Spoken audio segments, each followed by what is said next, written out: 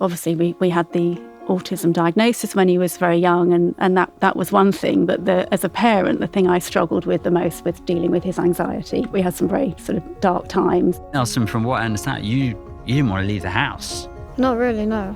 Italy, Devon, Yeah, Scotland, never thought. No chance. No. I struggled mentally. I didn't really know what I wanted to do in my life. I was just worried about secondary school.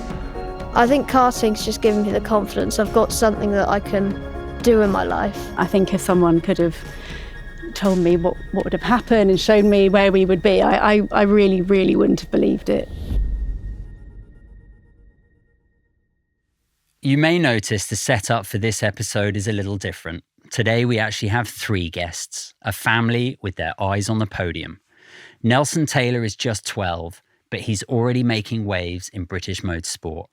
In just over a year, Nelson has gone from trying karting at a friend's birthday party to competing at the highest level of junior racing in the UK. He's fast, instinctive and fearless, the next Lewis Hamilton in the making. But Nelson's story goes well beyond the track. Diagnosed as autistic at 4, he spent years dealing with meltdowns, sensory overwhelm and isolation. There was a time he couldn't leave the house. Now he chats freely with marshals, teammates and mechanics, and even me. What once felt impossible has started to become second nature. And with the backing of his parents, Shane and Sophie, Nelson is absolutely thriving. Let's get into it. Let's see how great minds think differently.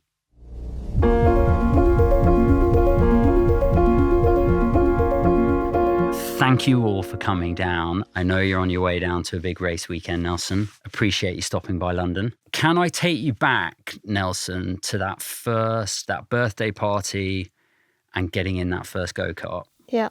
Can you tell me what happened? So basically my friend had a party. Any other day I would have probably said no. But yeah, I just went along and something must have changed in me from last time I did it, because that was where it all started. So you're 12 now, you were about 10 when that... Yeah, about 10. And you hadn't, and you'd sort of tried a kart when you were 7. Yeah, and never got back in it. And so this was on a little electric kart? Yeah, can't have gone much faster than 20 miles an hour, to be honest. How fast do you go now? Well, on the data, it's showing 65 miles an hour at top end. Mum takes a deep breath. It's not good sport for mums. No. 65 miles an hour on a tea tray with wheels. We've got a little go-kart at home and it only goes up to, I think, 20 miles an hour and is off-road. And yeah, watching my kids doing that, even that, at that speed, I'm like, slow down. Remember how you felt in that car? I just remember the sensation of just overtaking people and just driving and just being me in the car. I just remember just loving it. I went the next week after that. I was begging them to go after that. Okay. Is that, yeah. Every weekend. We pretty much went that. every weekend after that birthday party. Mm-hmm. Back to the same place.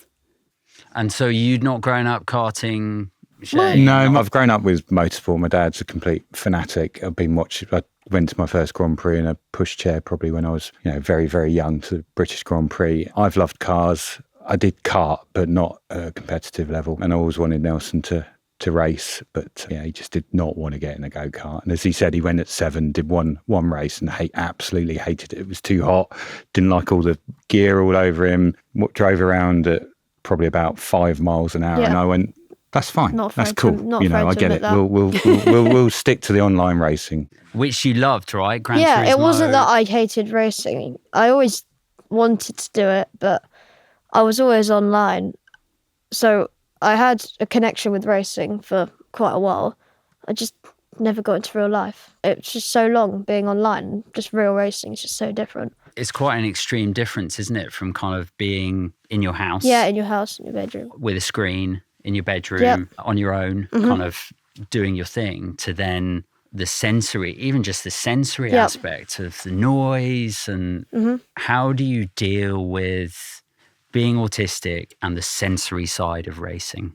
Well, I've kind of just learned kind of how to deal with it, but it also kind of helped the fact that when we went in electric karts, it was kind of a nice stepping stone considering the noise. The karts barely made any noise, and it was quite quiet, especially as it was indoors. And I think that probably got me ready for it, just getting used to everything. And which bits do you find difficult now? Well, the mental side I struggle with. Working on, because typically in practice, I drive better than when I do in the race. I've never really liked loud noises. Before the race, you're basically sat there on the grid for quite a long time, maybe 5 minutes. And that doesn't sound like a lot, but it feels like a lot. And there's just silence and everyone's just thinking about what's to come, I guess. How different is Nelson from... Oh, yeah.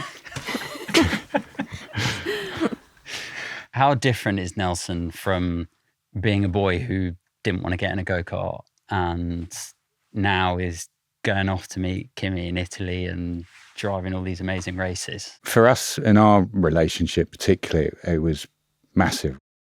I feel like for us, it's like we're thick as thieves now, you know, we're a team. But I think Nelson's progression from these indoor karts, he then very quickly became, he was fastest driver of the month. And then what happened at Daytona?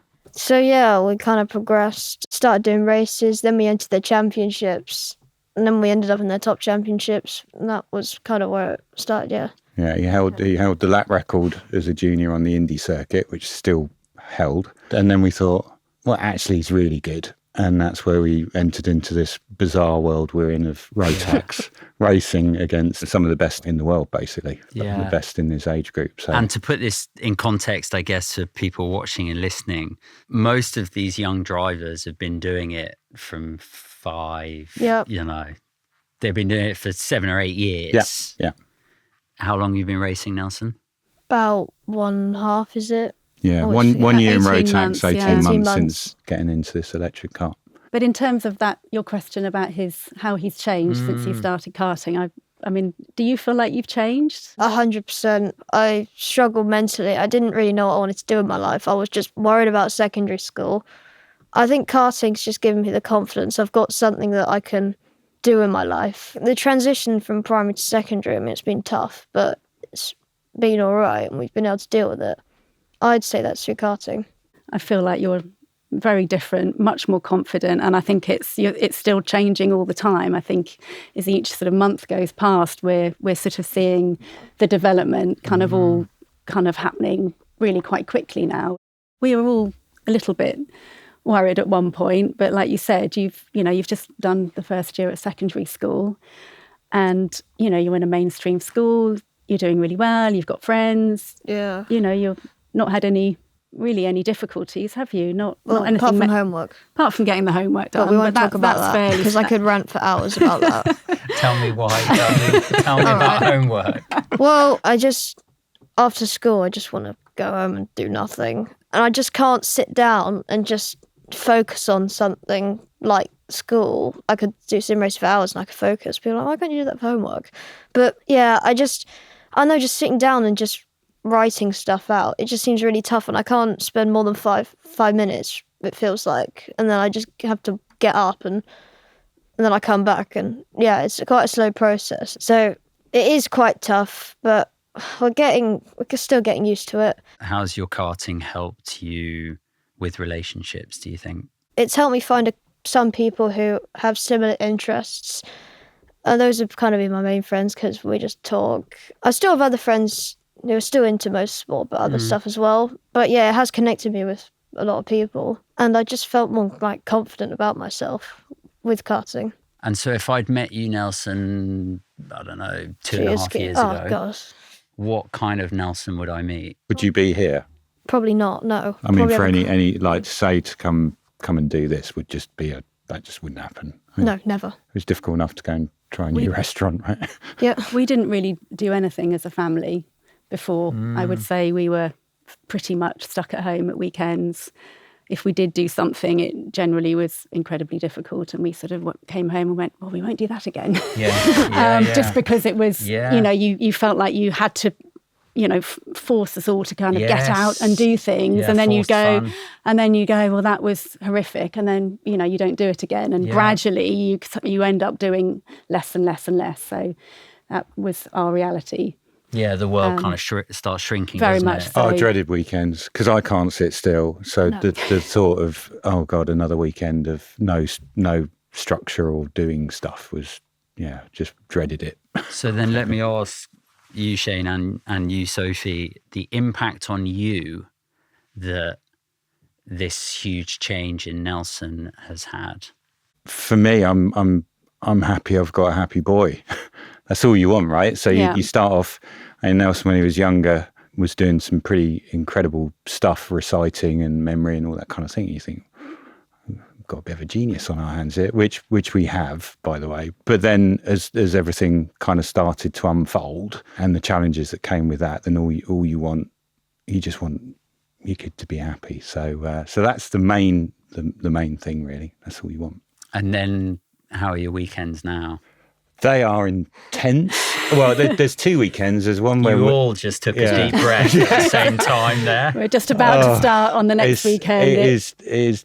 It's just drama all the time. I mean, it's a roller coaster of emotions, isn't it, throughout a weekend? Yeah, our last race weekend, we were up Lincolnshire Way, an amazing circuit called Paul Fletcher International, probably our best circuit in the UK, massive circuit. And Nelson qualified pole, which was our first pole in that championship, which was great. And we were having a great weekend until the wheel fell off in the finals. So and you just have to pack up and go home. And drive home to Surrey. So it's tough. And then go to school in the morning. And then go to school on Monday mornings. The highs are so mega. It kind of, that's why you do it. And so for you, what's been the impact on you?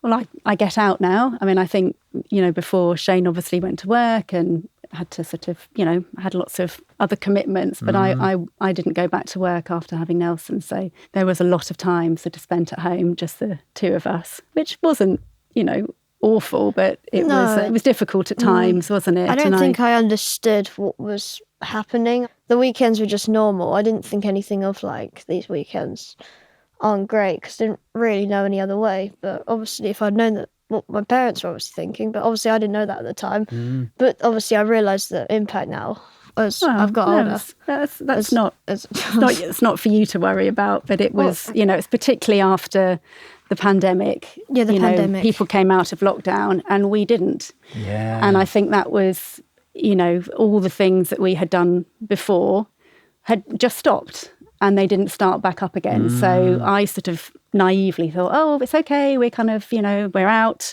We'll go and meet friends again and go and do all the things we used to do. And that didn't happen. So, yeah, I mean, it's given us not maybe a life back, but it's given us a different life. I mean, our life now in the last year has changed. Well, it's not even the last year, the last sort of few months. It's completely about karting now, isn't it? Yeah. And when the next race is and where we're going. And that's what we do now. Yeah. it's like amazing. A mini adventure, isn't it? So just before Christmas, in fact, I mean, Christmas is a difficult time, I think it's fair to say, in our household. We had a call from our team that we were with at the time. I think it was the 23rd of December, wasn't it? And saying, do you want to come to Italy to test at Lenato at Lake Garda? And I rang Soph and she went, yeah.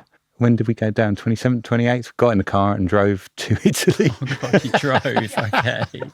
Yeah, because planes are not great, airports not great, food is not, we don't have a massive menu that we like. We'll so we just, we take our life and off we go. And that's what we do in the UK. We drove to Scotland rather than flying. But we're quite happy in our little bubble. Put our podcast on. And what I really love or am picking up is like how much of a unit you guys are, where compared to what we used to be. Yeah, that and that definitely compared to what we used to be. I think so. And how you can make it work for all of you, where it sounds like you're all quite happy in the bubble. Yeah. Like the bubble works. Yeah. Rather than, I don't know, maybe in other families, or it could be different, couldn't it? Where one of you wants to pull in another direction. Yeah. And loves airports and wants, Yeah, fly. like go on holidays and sit on a beach or something like that. Who would want to do that, right? Sure, Mum would if she could.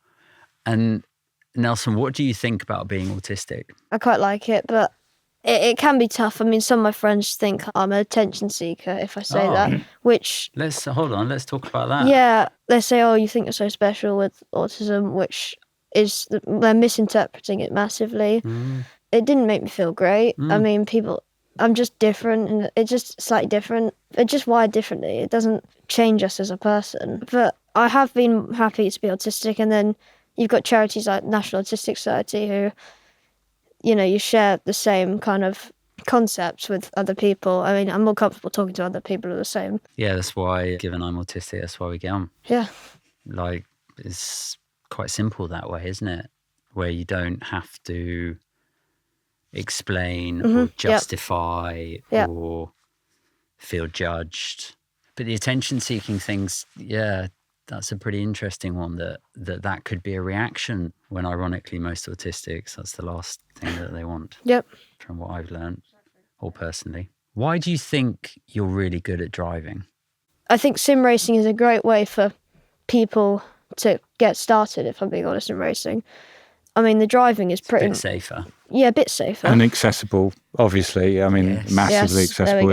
It's not an easy sport to get into. Yeah. So, yeah. Do you think it's just quite an instinctive thing with your driving Yeah. that you learned through sim racing? You can't really think about what you're doing because it comes up so quick. So that's why I kind of just do what my instincts tell me. Like when I'm like, okay, my coach told me to brake here, I probably won't do that. I'll just like panic. So I take on board everything I'm told, but it's kind of just instinct, to be honest. But you also have an amazing memory, don't you? Yes. And how do you use visualization, or do you visualize the track? Yes, we do. I kind of visualize race starts, trying to think of before races, thinking of every like possibility, which I kind of should probably stop doing because there's so many possibilities. How do you deal with a weekend like your wheel falling off? It's tough when I start getting upset. It's kind of like I then think of other kids and I'm like, how do they deal with it? It's like they just get on with it if something bad happens. Do you like winning? Do I like winning? Yeah, I do. When it goes wrong, I'm just trying to keep my mind occupied, especially as there's more races to go. If something doesn't go right, you gotta just pick yourself up. I mean, it can be tough. Trying to just keep your mind in the right place. I think that's what makes champions, to be honest, not the good weekends, the bad weekends. I don't know how he deals with it because with previous hobbies, if something went wrong, he'd be like, I'm never doing that again. And that would be it. Okay. And we would have worked very hard to have kind of got him along to a club or along to, something new and trying something. And you'd get quite into it. And then one thing would, not work out, and that would be it.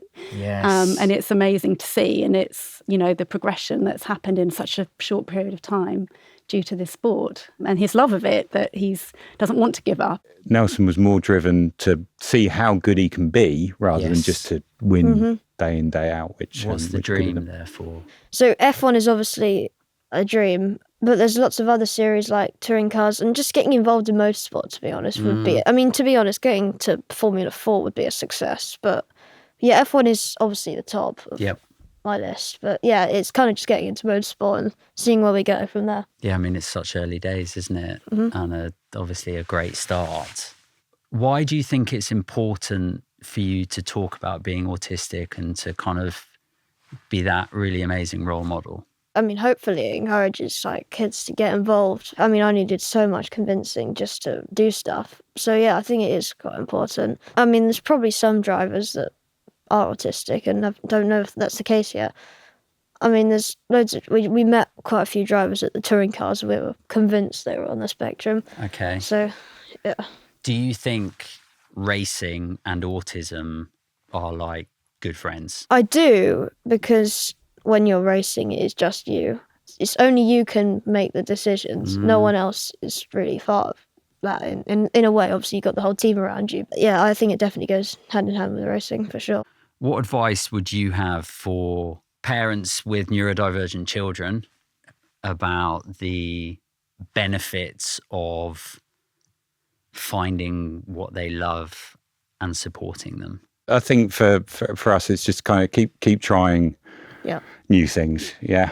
So, never kind of give up, because something doesn't work or resonate or you have a bad experience, just keep looking for that thing. Because when we were lucky enough to have some help when Nelson was younger, just to help us try and kind of deal with things. And they all said to us about Nelson, he won't do many things, But when he finds his thing, he'll be really, really good at it, and he will do a lot of it. And they were very, very right. Yeah.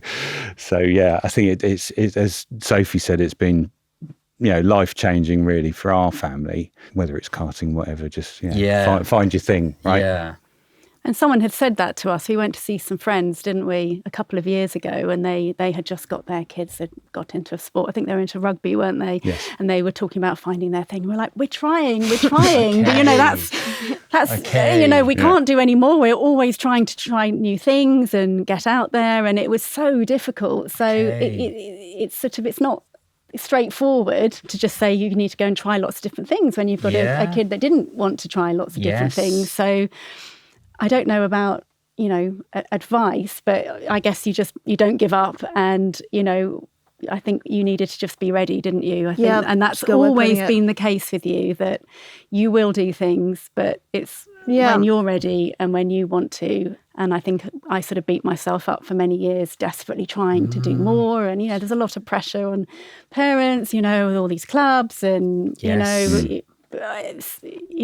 kids have very busy schedules nowadays, don't they? And you're always feeling that you're not doing enough. But we did get there eventually. It's interesting because, I have 3 daughters, and River she's 5.5. She was diagnosed autistic just before Christmas. And she's very like you in lots of ways, Nelson, in terms of being, she's got a fantastic memory, very sort of gifted intellectually, and she loves gymnastics. And so the first thing we tried where this sort of started was there's a school gymnastics club, and she got bored of it. And then she went off gymnastics a bit, and then we took her to a club, like a not school club, an external more club. professional. And she couldn't handle the massive room, big bright lights, lots of other girls. Yeah. And so we're like, okay, but she still loved gymnastics. She was glued to Simone Biles in the Olympics. Then we were like, okay, let's get some bars at home. And then she's teaching herself all these flips and all this stuff by watching kids' TV shows about gymnastics. Mm-hmm. And so listening to you guys talking is really helping me then go, okay, I just need to try and find someone to come and teach River in her environment where she feels comfortable. Good idea? 100%, yeah. Yeah. I mean, that's why we went to a smaller team, wasn't it? We don't go to one of the teams that was like 20 drivers. We started out as literally a father and son team. I mean, now we're in a team, but it's kind of a community. It's a more comfortable environment, and you're one of their only drivers. So. And that works better for you? Yeah. And do you think you drive better, therefore, because of that? Yeah, 100%. Why did you choose number 91? I just liked the number. I don't know what it was about it. I think it might have been just the 2 numbers. I thought they just went together well. It's a really weird answer. And then I only realised later that it was the same amount of wins as legend Michael Schumacher happened to have. Right? And I was like, I don't know, should I make that my reason, or should I just, because that wasn't my reason to begin with. I love it. Obviously, he was a massive fan of him. I am a Schumacher fan. Yes, why didn't I know that 91 was? Yes. Why is this only just going that was now? the only, and then I realised that, and I thought that's perfect. Was it Schumacher that had the only season where he finished every single race on the podium? Yes, it was. Thank you. 2002. Very good. There you go. Thank you. Yeah, I am a big lover of facts. Oh, right. Shane. Yep. Yeah. As those guys in the control, I could see Phoebe like laughing. She's probably not even listening to what I'm saying, but I love facts. So, yeah, which I know you do too. Mm-hmm, yeah. And I was able to ask Nelson a question on a Formula One fact and teach him something this morning. Wow. So, One thing. Impressive. one thing, yeah, That's only one impressive. thing. Okay, Right. only one thing. I asked Nelson how many people on the sort of Mercedes Formula One whole team are responsible or work on tyres. And they've got like 90 people that work on 91. Good one. Yeah. Wow. They've also got more PhDs than Oxford and Cambridge. Yep. Yeah, which is pretty... Wow. It's pretty... There you go. See, school is important. Yeah, this is what we're trying to say to Nelson. It's like there's 20 seats on a Formula One grid, right? So you got more chance of being a Premiership footballer. A lot more chance.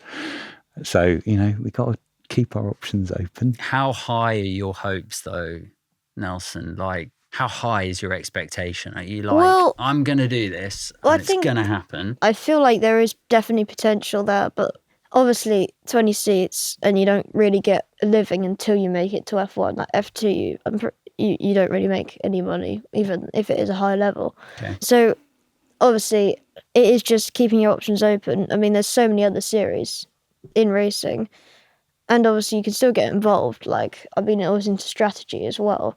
If obviously racing doesn't work out, then we've got that as well. So yeah. I am just taking the fact that you are a wonderful 12-year-old boy who has just said, I'm into strategy as well. I think that is... I was about to swear then, I'm not going to, but I love strategy too. So I am, and for you to be saying that at 12 years old is like, that's absolutely brilliant. Mm-hmm. Because there is, so like, I know very little about the world of racing, but I do know that there is a massive strategic side to it. You know, even on the tyres and the tyre changes, right? Pit stops. We were talking before about the conditions and setting up the car depending on temperature, weather, and all the race conditions. I can imagine that autistic brains are just absolutely really well suited to that, you know, regardless of driving. Well, it's in motorsport, what's amazing is you've got so many. I mean, I don't know, the Mercedes team, how many people are in total they've got? About 900. Yeah. Wow. For those two cars, Yeah. which is insane, right? But the amount of different brains that goes into a Formula One team, from strategy to driving to aerodynamics to mechanics. If you just had one brain, one type of brain, then you wouldn't even make the grid. Yeah. Yeah. So it's the coming together and understanding where those brains are best focused, and that's why it's such a great example. You know, of better together. Different thinking, teamwork, and different brains all pulling in one direction. That is literally, as you say, about two cars. Everything funnels to just two cars, two drivers. It's unlike anything else. I kind of think as an industry.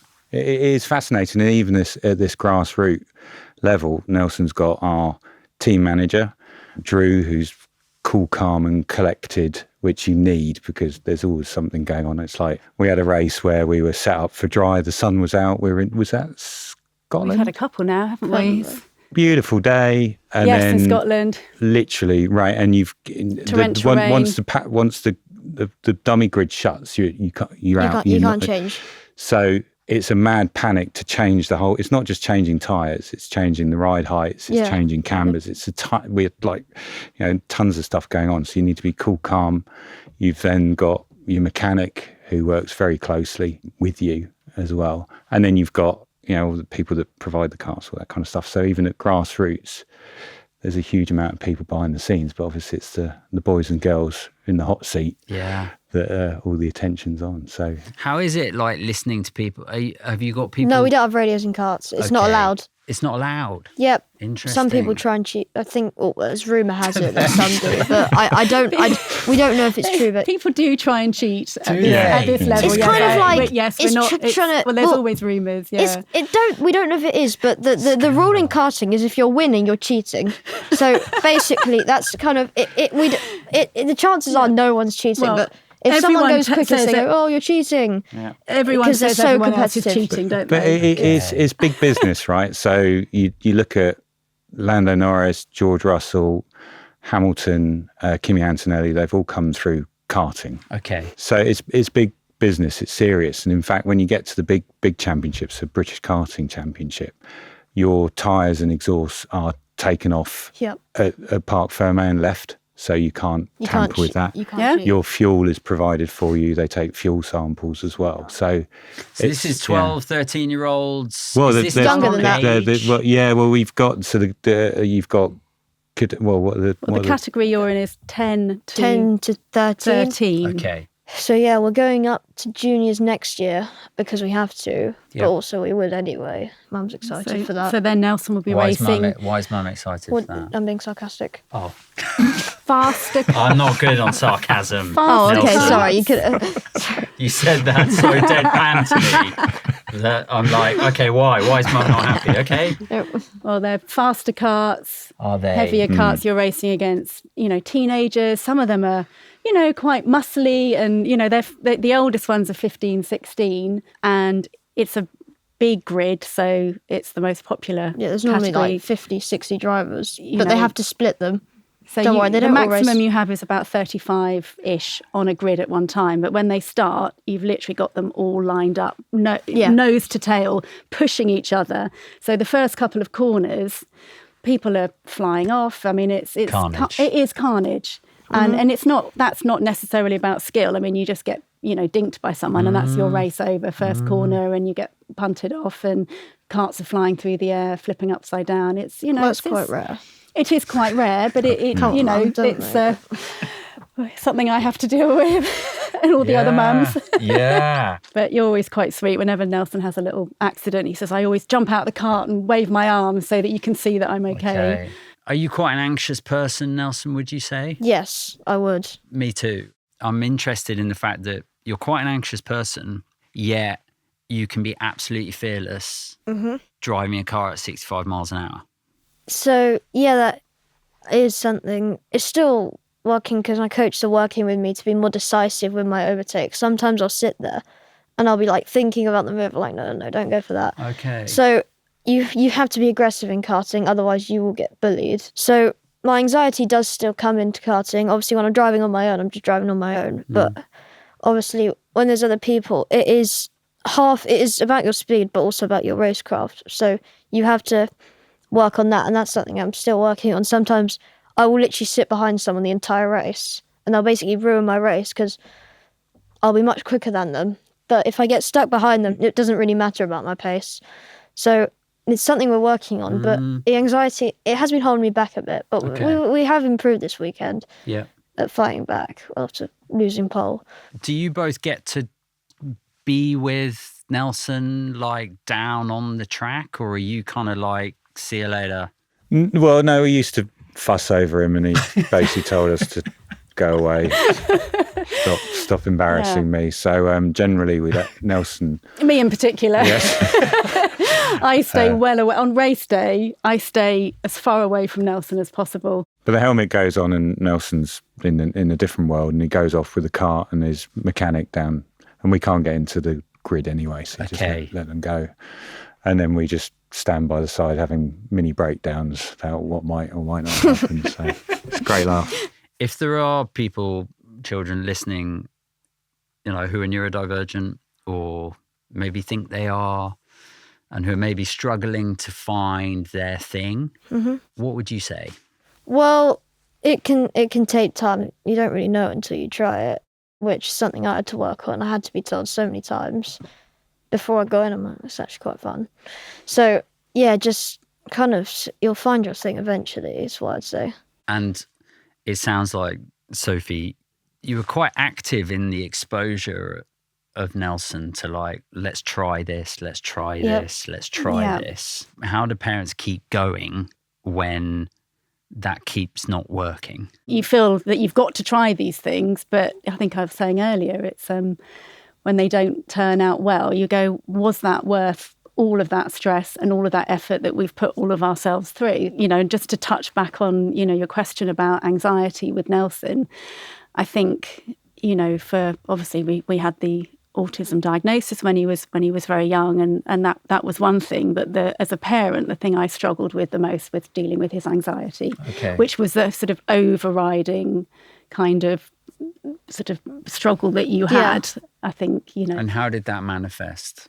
Are you all right with me talking about this? Of course. Yeah, no, you don't mind. I mean, I'm fine. Lots of sort of problems, not wanting to go into school, sort of struggling with sort of just things going round and round in your head that you couldn't kind of, I don't know, get sort of shift and kind of understand. And I mean, it was pretty bad at certain points with your anxiety. You were very, very unhappy. I don't know Negative if you were really tough on yourself. As well. I mean, it's... Well, I still am now. I would say now it's a sort of more sort of mature kind of way where we're able to have, sort of conversations about things in a more adult way, whereas I think when you were younger, just sort of dealing with an incredibly anxious child for long periods of time. I mean, it was difficult for everybody and very draining. Yeah.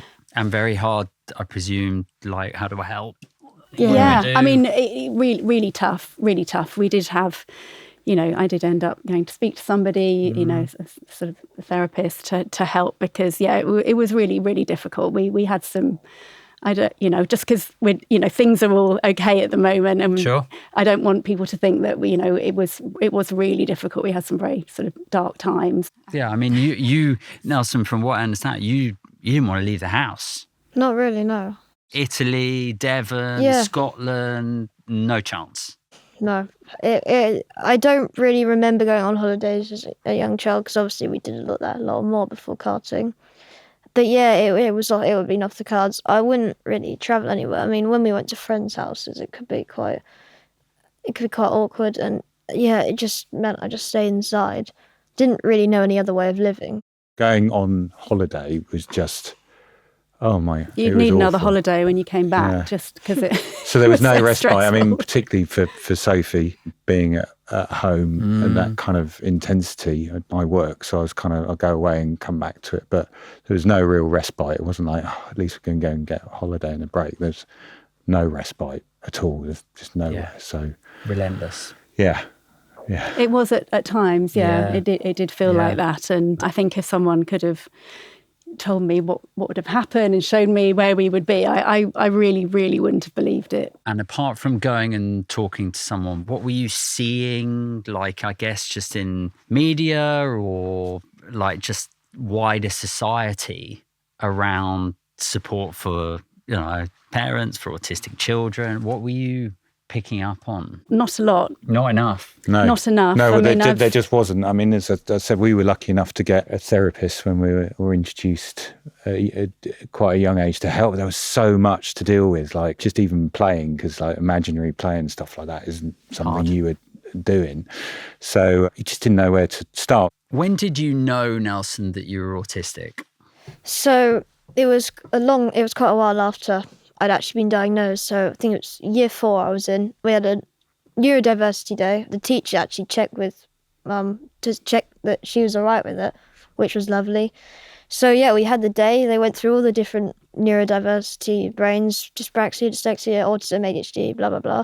I just sat through it. When I got home and I was just like, Mum, I've got autism. So, and it was just no questions. I just knew it. And then obviously I now know the truth of obviously it being diagnosed at 4. But it was a great way of, I think it was the best way I could have possibly found out, to be honest. That's what the parents want to hear. How was that for you, Sophie? It was a relief. I mean, just to clarify, we had wanted to tell him and we had been scratching our heads about the best way to do it. And the reason we hadn't was because he was very, very anxious at that time. And we were quite worried that how we were going to tell him. So when the school, suggested doing this neurodiversity day and Nelson figured it out, it was a relief because we had, we probably should have told him when he was younger, but it would have been tough. I'm not sure how to deal with it. It would have been tricky. Yeah. So very grateful to the school for that. I think what's really great though is that you could have sat through that day and gone, oh, I'm autistic. I'm not going to tell anyone about that. Mm-hmm.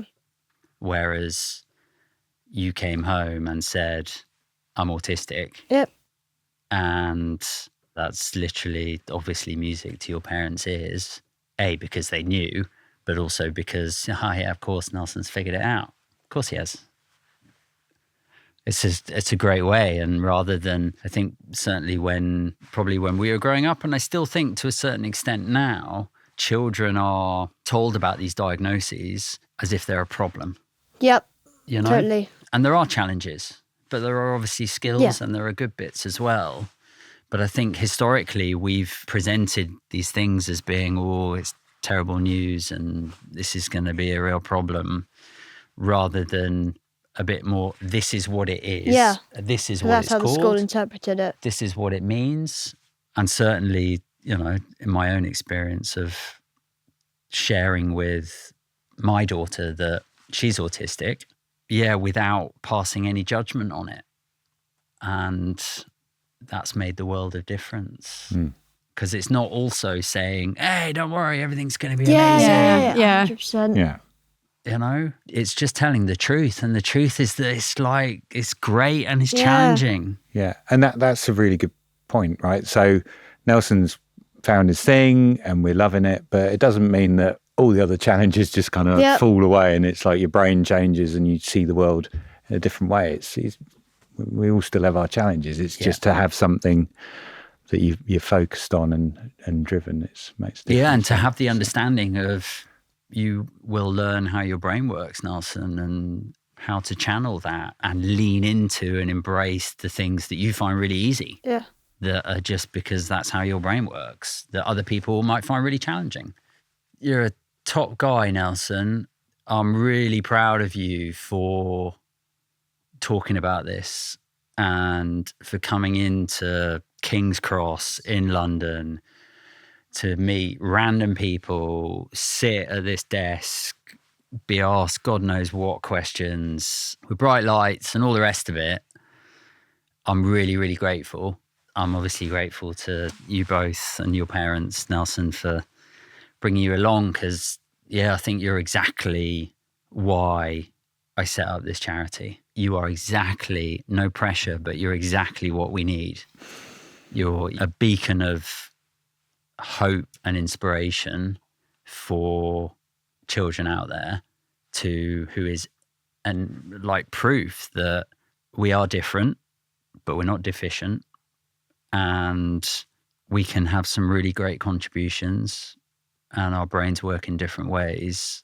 And that can be, when you find the right environment, can be absolutely amazing.